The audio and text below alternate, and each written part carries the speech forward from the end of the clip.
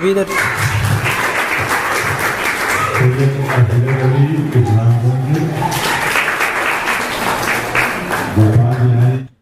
اشرح لي صدري ويسر لي امري واحلل عقدة من لساني يفقهوا قولي اللهم ربنا الهمنا رشدنا واعذنا من شرور انفسنا اللهم ارنا الحق حقا وارزقنا اتباعه وارنا الباطل باطلا وارزقنا اجتنابه ربنا اننا سمعنا مناديا ينادي للايمان ان امنوا بربكم فآمنا ربنا فاغفر لنا ذنوبنا وكفر عنا سيئاتنا وتوفنا مع الابرار آمین یا رب العالمین۔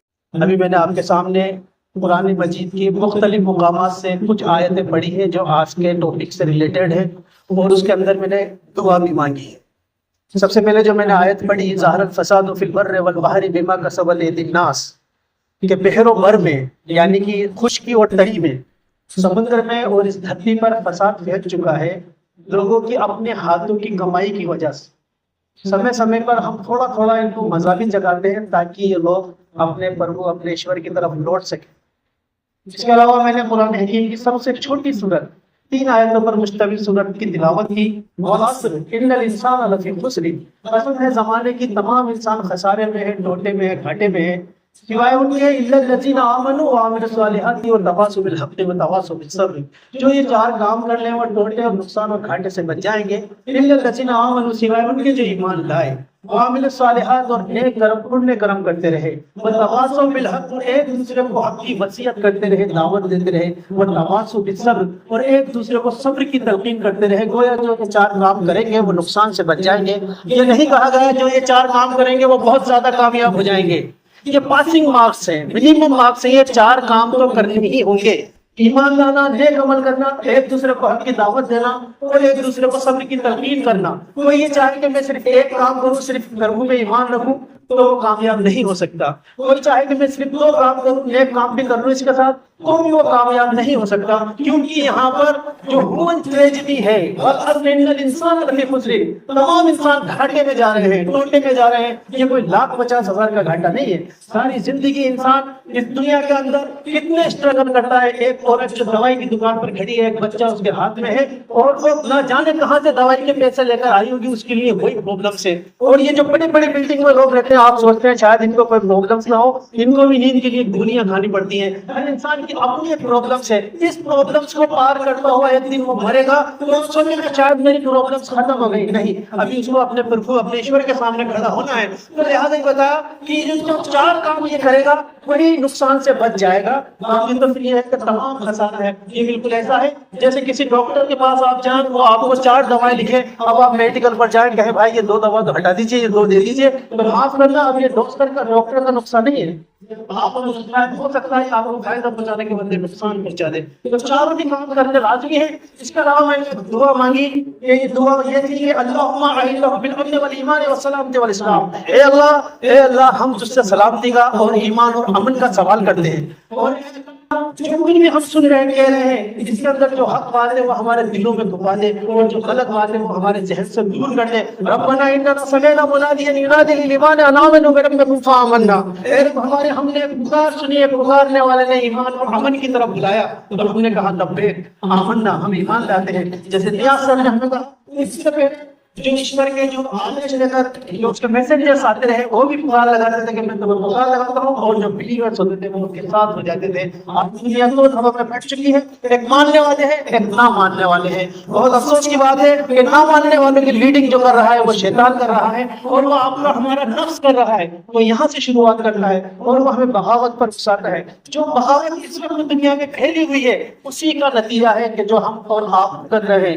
ایشور نے جس کو ریپرزنٹیٹیو بنایا ہے، اگر وہ اپنے عمل سے 20% کرے گا تو دنیا کی شامت تو بعد میں آئے گی، پہلے میری آئے گی۔ مجھے کسٹوڈین بنایا گیا تھا، مجھے ایمان والا بنایا گیا تھا، میں نے اپنی کیا ذمہ داری نبھائی؟ سب سے پہلے تو مجھ سے سوال ہو جائے گا۔ یہ تو میرا دھارمک فریضہ بھی ہے کہ میں اس طرح کی محفلیں اٹینڈ کروں اور وہاں جا کر پوری شد و مت کے ساتھ بات رکھوں اور بتاؤں کہ اپنے پربھو، اپنے سند پربھو زندہ خدا کی شرن میں لوٹ آئیے۔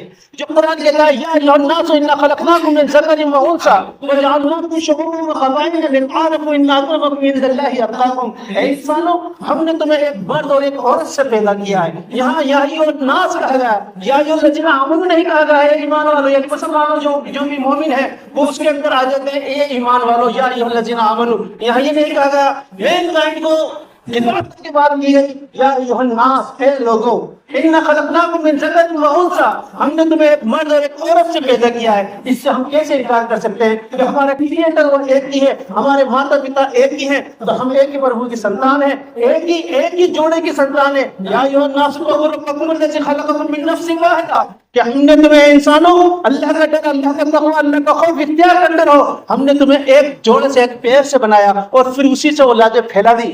تو معاملہ یہ ہے کہ لاسٹ میسنجر جناب رسول اللہ صلی اللہ علیہ وسلم نے اس زمن کے اندر ہمیں تعلیمات سکھائی ہے کہ کوئی کسی عربی کو اجمی پر کوئی فضیلت حاصل نہیں ہے، کسی اجمی کو کسی عربی پہ کوئی فضیلت حاصل نہیں ہے، کسی گورے کو کسی کالے پہ کوئی فضیلت حاصل نہیں ہے، کسی کالے کو کسی گورے پہ کوئی فضیلت حاصل نہیں ہے. آپ سوچیں گے بھائی گورے پہ تو کالے کو ہو سکتی ہے، لیکن کالے کو کیا غرور ہوگا؟ کالے بھی اپنی محفلوں میں بیٹھتے ہیں تو ہم گوروں کا مذاق اڑاتے ہیں کہ یہ کچے کلر والے پکے کلر والے تو ہمیں پربھو کے. تو یہ کہا کہ جو کالا ہے اسے بھی گورے پہ کوئی فضیلت حاصل نہیں ہے، فضیلت اسی کو حاصل ہے جس میں تقویٰ ہے، جس میں پرہیزگاری ہے، جس میں ڈر ہے، جس میں خوف خدا ہے. وہ چاہے ایشور کی، چاہے وہ محمد صاحب کے خاندان سے تعلق رکھتا ہو یا نہ رکھتا ہو، لیکن جو کوئی بھی ایک کم تر جس کو آپ کہہ سکتے ہیں دنیاوی اعتبار سے، وہ بھی ٹاپ پر پہنچ سکتا ہے. اب بات میں یہ کرتا ہوں کہ پرابلمس کہاں سے شروع ہو رہی ہے؟ پرابلم یہاں سے شروع ہو رہی ہے کہ جس کسی انسان کا اندر داخل مطمئن نہیں ہے، خدشار اندر مچے ہوا ہے، فساد مچاتا ہے. گھر میں 4 بیٹے اور ایک بیٹے کا دل مطمئن نہیں ہے، آپ کہتے ہیں سالہ بگڑ گیا.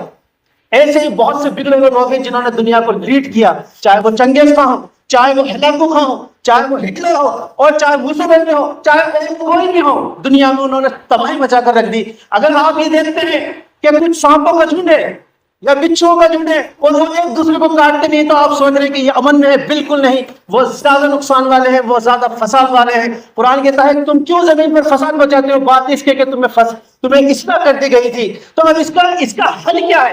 جب تک انسان کا دل مطمئن نہیں ہوگا وہ باہر خدشات مچائے گا. اندر سے اگر کی سوچ ایک پل کے لیے آپ امیجن کریں، جو دنیا کو لیڈ کر رہے ہیں، جو بڑے بڑے مکانوں میں بیٹھے ہوئے ہیں، دنیا بھر کی پالیسی بنا رہے ہیں، اگر ان کا دل مطمئن نہیں ہوگا تو کیا ہو سکتا ہے؟ ایک پل کے اندر، ایک پل میں ایک بٹن سے دنیا ختم بھی ہو سکتی ہے. اگر ان کا دل مطمئن نہیں ہے تو دل مطمئن کیسے ہوگا؟ اللہ بذکر اللہ تطمئن القلوب. آگے ہو جاؤ کہ لوگوں انسانوں کے جو دل ہیں وہ تو اللہ کے ذکر سے اطمینان پاتے ہیں، اپنے پربھو کو یاد رکھنے سے اطمینان پاتے ہیں، کیونکہ وہ آپ کو لیڈ کرتے ہیں، سمے پر بتاتے ہیں. کوئی دھارمک گرو لیڈ نہیں کرتا، کوئی کچھ نہیں کرتا. ہاں ایشور کے ورڈ جو ہوتے ہیں، ہمارا ماننا یہ ہے کہ قرآن اللہ تعالیٰ کے لاسٹ ورڈ ہے، اور وہ ورڈ جو ہوتے ہیں وہ متکلم کی صفات ہوتے ہیں. یہ کتاب نہیں ہے، یہ کتاب اللہ نہیں ہے. اور جو کتابیں تھیں ان کو تو کتاب کہا گیا، یہ کلام اللہ ہے، اللہ کا کلام ہے، اللہ کے بولے ہوئے ورڈ ہیں. اب آپ ان کو غلط ثابت کرنے کے لیے ایک ورڈ اٹھا کے لائیے، آپ مجھ سے کال بھی کیجئے، مجھ سے بات بھی کیجئے، میں انشاءاللہ آپ کے جو بھی مسکنسپشن ہے اس کو دور کرنے کی کوشش کروں گا. دوسری چیز یہ کہ محمد صلی اللہ علیہ وسلم جو ہے انہوں نے دنیا کی زندگی کو بھی اپنایا اور آخرت کی زندگی کو اپنایا. لہٰذا وہ کہتے ہیں کہ دیکھو میں نے شادیاں بھی کی ہیں، نو آپ نے شادیاں کی. اور یہی وجہ ہے کہ مائیکل ہارٹ جو ایک امریکن مصنف ہے، آتھر ہے، لے کر کے اس نے کتاب لکھی ہے دی 100. یہ بات کہ میں ختم کروں گا. دی 100 ایک بک ہے جس میں اس نے 100 ایسی پرسنالٹیز کو جمع کیا ہے جن نے دنیا کے دھارے کا رخ موڑ دیا ہو، کوئی انقلاب لایا ہو، کوئی نمایاں کام کیا ہو. 100 لوگوں کا سلیکشن اینڈ گریڈیشن، پہلے سلیکٹ کیا پھر اس کے بعد گریڈیشن دی، نمبر 1 پہ کون، نمبر 2 پہ کون، نمبر 3، اس طرح انہوں نے گریڈیشن دی ہے. اس کے بعد اس کا پیمانہ آپ دیکھیے کہ ان 100 لوگوں میں موہن داس کرم چند گاندھی نہیں آ رہے ہیں جنہوں نے بھارت میں انقلاب لایا، ہمارے مہاتما ہے. اس کا پیمانہ دیکھیے کہ پیمانہ کیا ہوگا جو 100 لوگوں میں بھی مہاتما گاندھی نہیں آ رہے. تو وہ 100 لوگوں کو جمع کرتا ہے اور اس میں نمبر 1 پہ رکھتا ہے جناب رسول اللہ صلی اللہ علیہ وسلم کو، نمبر 3 پہ حضرت عیسیٰ علیہ السلام کو رکھتا ہے، عیسیٰ علیہ السلام کا ماننے والا ہے. نمبر 2 پہ ایک ویگیانک کو رکھا ہے. کتاب مارکیٹ میں مل جائے گی، نیٹ پہ بھی مل جائے گی. وہ کہتا ہے مجھ سے سوال کیا جائے گا، مجھ سے پوچھا جائے گا کہ میں نمبر 1 پہ محمد صاحب کو کیوں رکھ رہا ہوں. وہ کہتا ہے he is the only person who is supremely successful both the religious and secular faith. کہ صرف دھرم ہی نہیں دیا دنیا کو صرف روحانیت ہی نہیں دی بلکہ ایک سسٹم آف لائف، زندگی جینے کا طریقہ بھی دیا ہے. دشمن بھی ہو سکتے ہیں لیکن اصل فضیلت دشمن کی ہوتی ہے.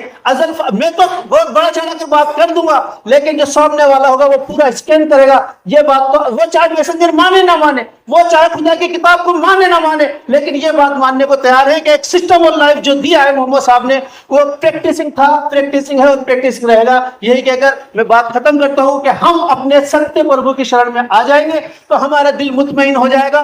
جہاں آپ کا دل اطمینان پاتا ہو, جہاں آپ سکون سے رہ سکتے ہو, تو آپ دنیا کو سکون دیں گے. یہ قاعدہ ہے. اگر آپ اندر سے بگڑے ہوئے تو بگاڑ مچائیں گے. میں بہت شکر سمے سمے پر آپ بلاتے رہتے ہیں اور اسی طرح میں آتا رہوں گا. ساتھ ہی مجھے آج بہت اچھے خوبصورت لوگوں سے ملنے کا بھی موقع ملا. میں آپ کا شکر گزار ہوں. السلام علیکم و رحمۃ اللہ وبرکاتہ.